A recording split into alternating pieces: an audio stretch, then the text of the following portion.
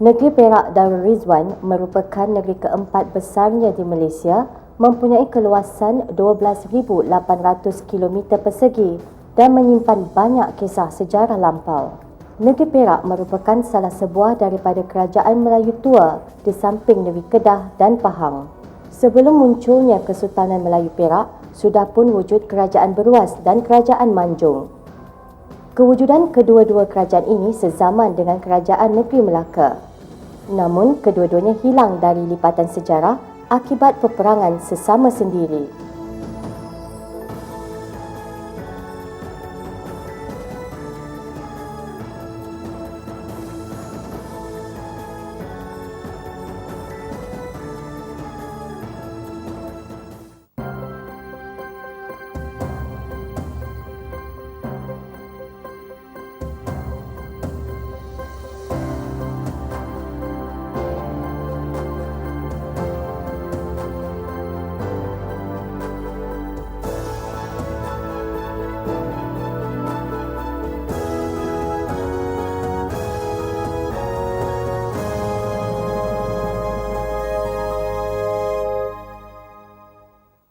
Di Perak telah wujud kerajaan tua yang dikenali sebagai Gangga Negara.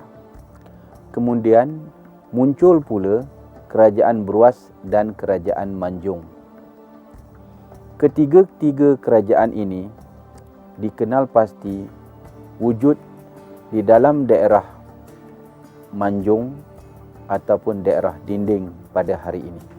Dari pekajian arkeologi, bagi kawasan-kawasan lain di Perak, terdapat juga pendapatan-pendapatan bermasyarakat.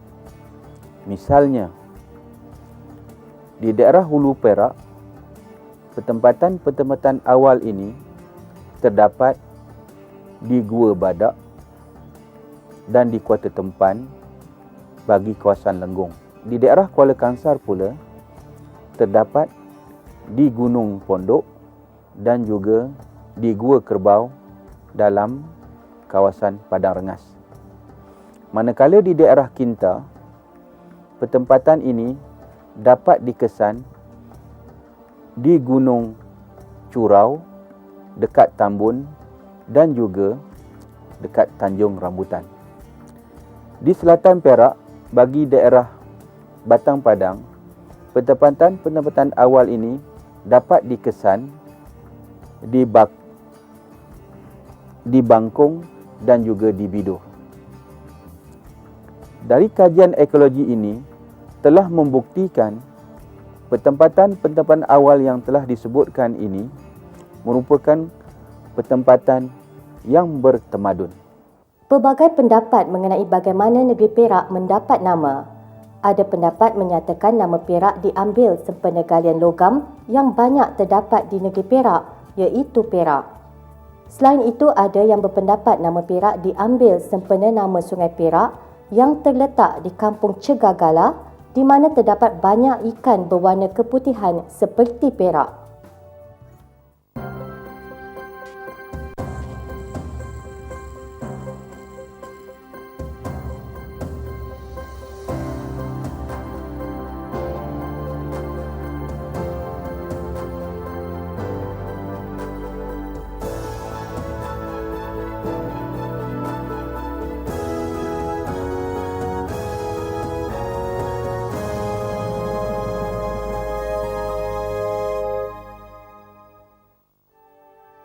Sejarah Kesultanan Perak juga boleh dikaitkan dengan Kesultanan Melaka. Kerajaan awal Perak membuat hubungan diplomatik dengan Kesultanan Melaka. Oleh itu, Kerajaan Melayu Perak adalah warisan daripada Kesultanan Melaka. Kerajaan Melayu Perak sama seperti kerajaan-kerajaan Melayu yang lain mengguna pakai sistem dari Kerajaan Melayu Melaka. Ini kerana sehingga ke hari ini, Kerajaan Melayu Perak adalah satu-satunya kerajaan Melayu yang mewarisi titisan darah daripada Kerajaan Melayu Melaka. Sultan-sultan yang memerintah di Perak sehingga kepada hari ini adalah waris daripada Sultan Melaka yang terakhir, iaitu Sultan Mahmud Shah. Jadi, Kesultanan Melayu Perak yang ada pada hari ini adalah satu kesultanan yang bersambungan selama hampir 500 tahun. Susul galur Kesultanan Perak bermula apabila Tun Saban yang menjadi pembesar di Hulu Perak telah mengetuai rombongan pembesar-pembesar daerah menghadap Sultan Mahmud Shah di Kampar, Pulau Sumatera. Baginda Sultan memperkenankan Raja Muzaffar untuk dinobatkan di Perak.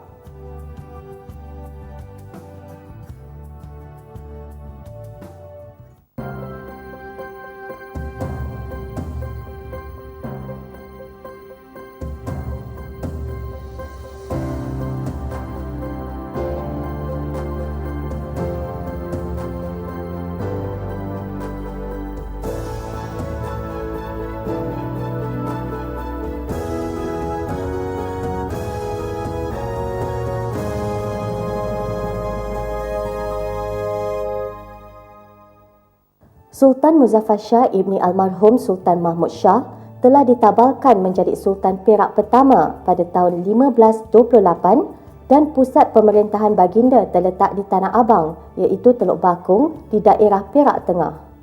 Selepas pemerintahan Kerajaan Gangga Negara, Kerajaan Bruas dan Kerajaan Manjung, terdapat kekosongan pemerintahan di negeri Perak. Walau bagaimanapun, setiap pertempatan diperintah oleh pembesar-pembesar setempat. Para pembesar yang ada di Perak telah bermuafakat untuk mendapatkan seorang daripada anak Sultan Mahmud Shah bagi dirajakan di negeri Perak.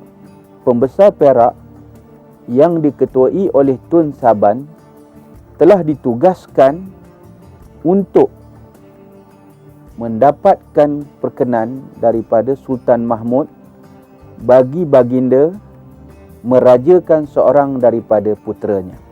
Raja Muzaffar Shah berangkat ke Perak bersama-sama dengan rombongan Tun Saban. Ini bermakna pihak pembesar Perak telah pun membuat persediaan untuk menabalkan Raja Muzaffar menjadi Sultan Perak yang pertama. Ada satu lagi versi yang menyatakan bahawa setelah mendapat perkenan daripada Sultan Mahmud yang ketika itu bertahta di Kampar, Sumatera, Raja Muzaffar bersama-sama dengan rombongannya telah datang ke Perak melalui Siak dan juga Kelang. Dari Kelang, rombongan baginda telah disambut oleh Tun Saban dan pembesar-pembesar Perak di Kuala Sungai Perak.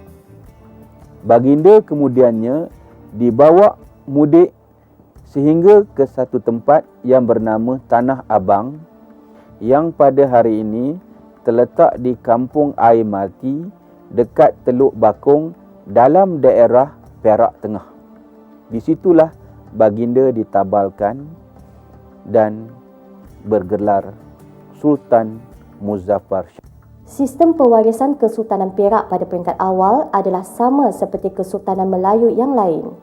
Ia adalah turunan daripada ayah kepada anak atau daripada abang kepada adik. Sejak akhir abad ke-18 bermula dengan Sultan Ahmadin Shah, aliran ini diubah. Anak atau adik sultan tidak lagi menjadi waris mutlak. Proses pelantikan mengikut giliran disusun dalam hierarki waris negeri. Putera sultan yang memerintah tidak akan menjadi waris secara terus. Sistem ini tidak mengikut sistem turun-temurun. Sistem ini dikenali sebagai sistem giliran. Begitu juga sistem pembesar. Ia tidak menjadi warisan daripada bapa kepada anak, tetapi menjadi warisan keluarga besar yang mempunyai susu galur dengan pembesar.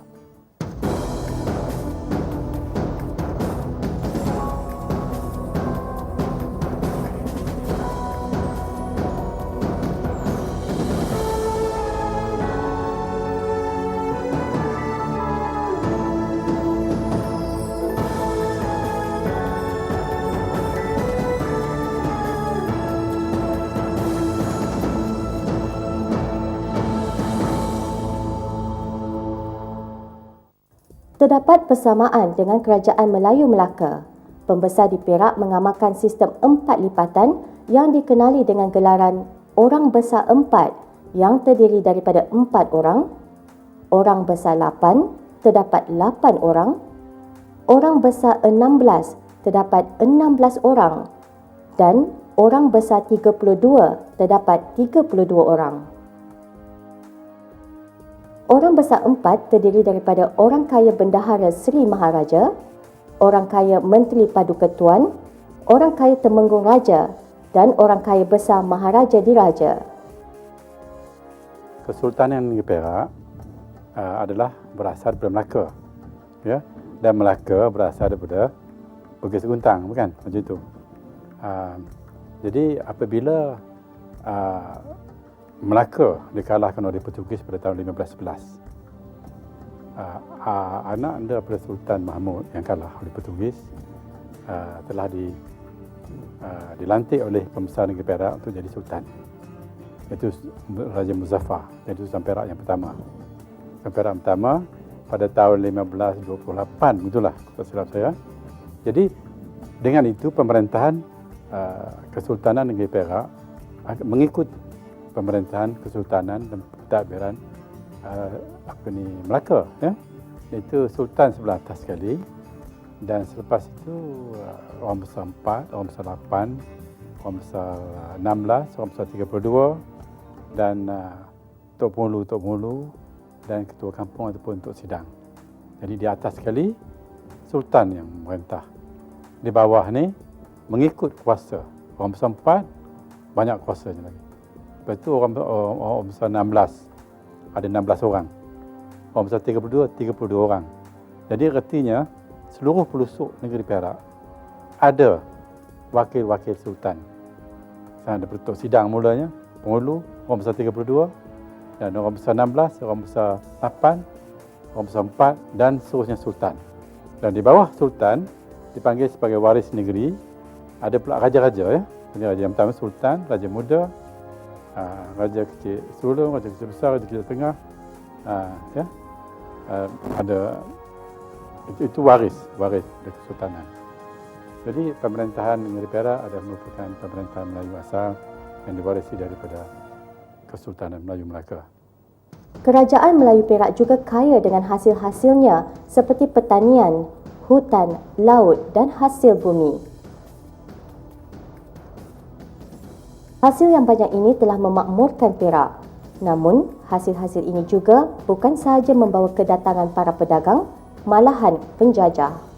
Pada peringkat awal, Perak berdagang hasil biji timah, rotan, kayu gaharu dan gajah dengan Portugis di Melaka. Namun, apabila Belanda menjajah Melaka, mereka mengamalkan dasar monopoli dan turut membabitkan Perak. Perak dipaksa menandatangani perjanjian untuk menjual biji timah kepada Belanda melalui Syarikat Hindia Timur Belanda VOC. Hasil bumi dan hasil hutan yang banyak juga menyebabkan Siam turut berminat untuk menakluk Perak. Namun campur tangan British melalui perjanjian Law pada tahun 1826 menyelamatkan Perak daripada menjadi jajahan taklukan Siam. Kerajaan Perak pernah mengalami zaman kemerosotan akibat perkembangan penjajahan British. Pendudukan British serta perkembangan Pulau Pinang dan Singapura telah membawa ramai orang Cina ke negeri-negeri Melayu termasuk Perak. Kemasukan orang-orang Cina ke negeri Perak menyebabkan tercetusnya perang saudara di kalangan pelombong-pelombong biji timah iaitu Gihin dan Haisan. Pada masa yang sama juga, sistem aliran pelantikan sultan telah menjadi punca kepada perebutan jawatan apabila tidak diikuti dengan sepenuhnya. Krisis ketahtaan yang berlaku menjadikan para pembesar turut berpihak-pihak. Akibatnya, sistem pemerintahan menjadi kian lemah. British telah mengambil kesempatan dan cuba menangguk di air keruh akibat daripada perang saudara dan krisis ketahtaan ini. Kerajaan Melayu Perak terpaksa akur dengan tuntutan British untuk memberi naungan melalui Perjanjian Pangkor pada 20 Januari 1874.